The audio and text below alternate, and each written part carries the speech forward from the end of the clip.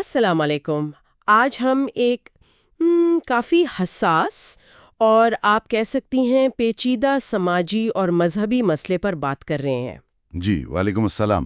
یہ موضوع ہمیں ایک سوال و جواب کی صورت میں ملا ہے، اور یہ مسلم لڑکیوں کے غیر مسلم لڑکوں کے ساتھ تعلقات اور پھر ظاہر ہے ان کے ایمان کی حفاظت کے بارے میں ہے۔ بالکل، اور جو بنیادی سوال ہمارے سامنے آیا ہے وہ یہ ہے کہ اگر کسی کو ایسی صورتحال کا پتہ چلے تو کیا یہ ٹھیک ہے کہ سوشل میڈیا پر اسے ظاہر کر دیا جائے؟ جی، اور نیت یہ بتائی گئی ہے کہ والدین تک بات پہنچے اور وہ لڑکی کو ممکنہ طور پر مرتد ہونے سے بچا لیں۔ خاص طور پہ جب شاید والدین سے براہ راست بات کرنا مشکل ہو یا وہ بالکل ہی بے خبر ہوں۔ صحیح۔ تو آج ہم کوشش کریں گے کہ یہ جو ذریعہ ہمیں ملا ہے اس میں جو شرعی نقطۂ نظر یا ہدایات دی گئی ہیں ان کو سمجھا جائے۔ جی بالکل، آئیے اس معاملے پر ذرا تفصیل سے بات کرتے ہیں۔ تو یہ جو صورتحال بیان ہوئی ہے ماخذ میں وہ کیا تھی؟ تھوڑا سا اس پر روشنی ڈالیں۔ جی دیکھیں، صورتحال کچھ یوں بتائی گئی کہ فرض کریں کسی شخص کو پتہ چلتا ہے، شاید کوئی ثبوت ملتا ہے جیسے سوشل میڈیا کے اسکرین شاٹس، کہ ایک مسلم لڑکی اور ایک ہندو لڑکے میں تعلق ہے، اور فوراً ذہن میں یہ خدشہ آتا ہے کہ اگر والدین کو بروقت نہ بتایا گیا تو کہیں یہ لڑکی اپنا ایمان نہ کھو بیٹھے، مرتد نہ ہو جائے۔ یہ تو واقعی ایک سنگین خدشہ ہے۔ بالکل۔ تو اسی خدشے کے پیش نظر ایک تجویز یہ سامنے آئی کہ کیوں نہ یہ ثبوت سوشل میڈیا پر ڈال دیا جائے، وائرل کر دیا جائے، تاکہ بات لازمی والدین تک پہنچ جائے۔ اچھا، مقصد یہ کہ والدین پر ایک طرح کا دباؤ بنے۔ جی، کہ وہ اپنی کہہ لیں عزت بچانے کے لیے ہی صحیح، لیکن لڑکی کو اس راستے سے روک لیں۔ دلیل یہ دی گئی کہ یہ ایمان کی حفاظت کے لیے ضروری ہے۔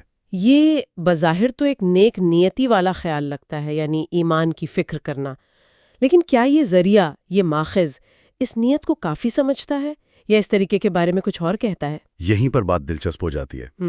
ماخذ اس معاملے میں بہت واضح موقف رکھتا ہے۔ اچھا، کیا کہتا ہے؟ وہ بالکل صاف طور پر تجسس یعنی کسی کی ٹو لینا، جاسوسی کرنا، اور تشہیر یعنی کسی کے عیب کو، اس کی غلطی کو عوام میں پھیلانے سے سختی سے منع کرتا ہے۔ یعنی نیت اچھی بھی ہو تب بھی؟ جی ہاں، چاہے نیت کتنی ہی اچھی کیوں نہ ہو، ماخذ کے مطابق یہ طریقہ، یہ پبلک میں بات لانا، یہ خود ایک گناہ ہے۔ تو اسلام میں جو عیب چھپانے یعنی پردہ پوشی کا حکم ہے وہ یہاں لاگو ہوتا ہے؟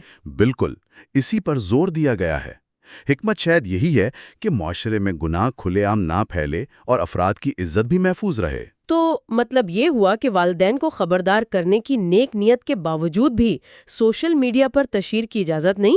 یہ تو کافی سخت بات لگ رہی ہے۔ جی، ماخذ کے مطابق تو یہی ہے۔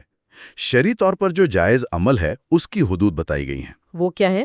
دیکھیں، اگر کسی کو اتفاق سے بغیر تجسس کے ایسی بات معلوم ہو جائے اور خود اس فتنے میں پڑنے کا ڈر نہ ہو، تو پہلا قدم یہ ہے کہ صرف اس لڑکی کو تنہائی میں سمجھایا جائے۔ اچھا، براہ راست؟ اگر ممکن ہو تو براہ راست، ورنہ کسی قابل اعتماد محرم خاتون کے ذریعے نرمی سے، حکمت سے اسے دنیا اور آخرت کے نقصانات بتائے جائیں۔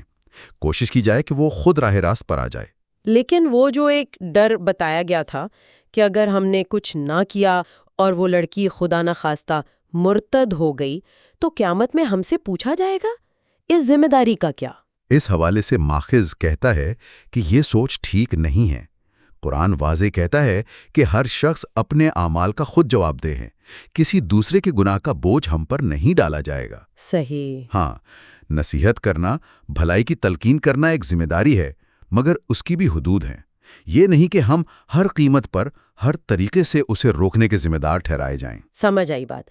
تو اگر مان لیں کہ تنہائی میں سمجھانے سے بات نہیں بنتی، وہ لڑکی نہیں مانتی، تو پھر کیا ماخذ کہتا ہے بس خاموش ہو جاؤ؟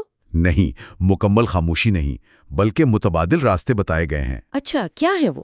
اور وہ بھی خفیہ طور پر؟ جی بالکل، ماخذ یہاں بہت تاکید کرتا ہے کہ والدین کو تلاش کرنے کے بہانے سے بھی معاملے کی تشہیر نہ کی جائے۔ یہ بہت اہم نکتہ ہے۔ اور اگر والدین نہ مل پائیں یا ان تک پہنچنا ممکن ہی نہ ہو؟ تو پھر دوسرا متبادل یہ ہے کہ آپ اس لڑکی کے لیے اور بلکہ ساری امت مسلمہ کے لیے ہدایت اور اصلاح حال کی دعا کریں۔ نیک نیتی سے دعا کریں، اس کا اجر ضرور ملے گا۔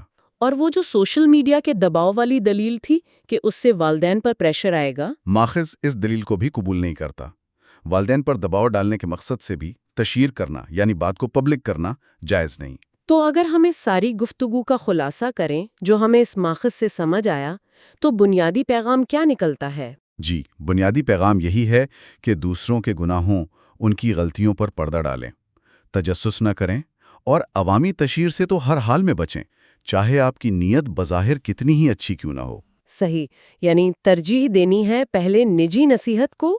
بالکل، پھر اگر ضرورت ہو تو صرف والدین کو، وہ بھی خفیہ اطلاع، اور اگر یہ بھی ممکن نہ ہو تو پھر دعا۔ بالکل واضح ہو گیا۔ جی، اور یہ رہنمائی میرا خیال ہے ہمیں ایک بہت اہم نقطے پر سوچنے کی دعوت دیتی ہے، خاص طور پر آج کے دور میں۔ وہ کیا؟ دیکھیں، آج ڈیجیٹل دور ہے، معلومات پھیلانا، کسی کی بات کو عام کرنا منٹوں سیکنڈوں کا کھیل ہے، کسی کو بدنام کرنا بہت آسان ہے۔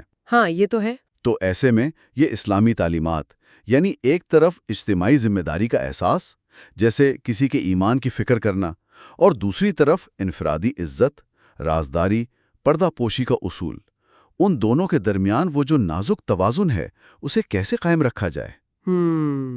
یہ واقعی ایک گہرا سوال ہے کہ اس ڈیجیٹل دور میں ان اصولوں پر کیسے عمل کیا جائے۔ جی، یہ غور طلب بات ہے کہ ہم ٹیکنالوجی کے اس دور میں ان بنیادی اسلام